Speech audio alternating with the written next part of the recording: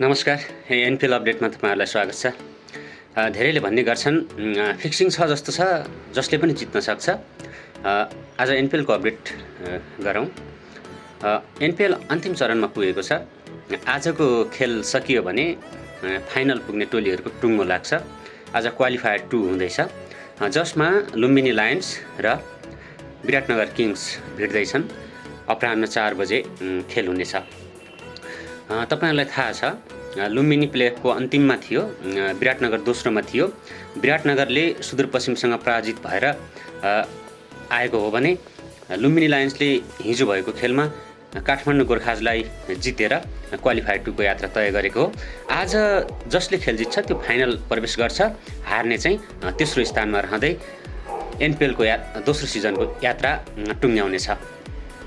आज लुम्बिनी र विराटनगर किङ्स कसले जित्छ भन्ने प्रश्नमा पनि धेरैको बुझाइ के छ भने जे पनि हुन सक्छ, फिक्सिङ भएको हो कि भन्ने कुरा चाहिँ गर्नुहुन्छ। यो जहाँ जताततै एनपिएलको कुरा भइरहेछ, कसले जित्छ कसले हार्छ, के भइरहेको छ, यस्तो कुरा भइरहेको छ र आउने कुरा चाहिँ त्यस्तै नै छन्। यो कति सत्य असत्य यो हाम्रो कुरा भएन, यो अनुसन्धानको कुरा होला, अर्कै कुरा भयो। र सरसर्ती हेर्दाखेरि कुन टिम बलियो छ भन्ने चाहिँ त्यो स्क्वाड हेर्दाखेरि थाहा हुन्छ।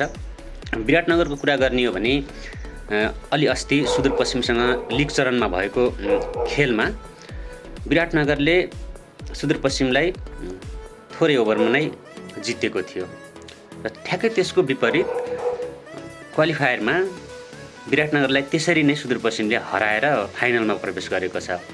त्यति बलियो विराटनगरको टिमसँग आज प्लेअफमा अन्तिममा रहेर आएको लुम्बिनी लायन्सले प्रतिस्पर्धा गर्दैछ फाइनलको लागि। आजको खेलमा कसले जित्ला त? लुम्बिनी लायन्सले जित्ला अथवा विराटनगर किङ्सले जित्ला? यो तपाईहरुले अनुमान गर्न सक्नुहुन्छ। लुम्बिनी लायन्स पनि त्यति कमजोर टिम छैन। हिजो भएको खेलमा काठमाडौँ गोर्खाजलाई सस्तैमा समेट्यो, राम्रो बोलिङ गर्यो र लक्ष्य भेटायो, क्वालिफायर 2 को यात्रा तय गर्यो। र आज लुम्बिनी लायन्स हिजोको खेल जसरी खेलेको थियो त्यसै गरी विराटनगरलाई पराजित गर्दै फाइनल पहिलोपटक फाइनल पुग्ने लक्ष्यमा हुनेछ भने विराटनगरले एउटा फाइदा पनि थियो। प्लेअफमा आउँदा शीर्ष 2 मा पर्यो। शीर्ष 2 मा पर्दाखेरि उसले क्वालिफायरमा 1 मा पराजित हुँदा पनि अहिले दोस्रो पटक फेरि अर्को क्वालिफायर खेल्दैछ। तसर्थ बलियो टिम छ। यी दुई टिम मध्ये कसले जित्ला कसले हार्ला तपाईहरु पनि अनुमान गर्नुस्। खेल आज अपराह्न 4 बजे हुनेछ।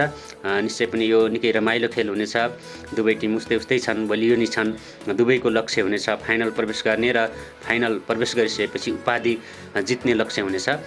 त्यसैले आजको खेल चाहिँ निकै महत्त्वपूर्ण छ। हुन त प्लेअफका सबै खेलहरू महत्त्वपूर्ण हुन्छन्। विराटनगरले एउटा दोस्रो अवसर प्राप्त गरेको छ भने लुम्बिनीले जित्दै काठमाडौँ गोर्खाजलाई जित्दै क्वालिफायर खेल्दैछ।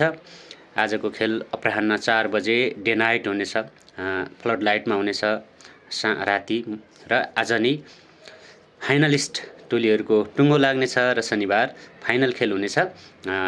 फाइनल खेलमा हामीले कसलाई देख्न पाउँछौँ र कसले चाहिँ उपाधि जित्छ त्यो चाहिँ शनिबार थाहा हुने नै छ। तपाईहरु पनि अनुमान गर्दै गर्नुहोला। धन्यवाद।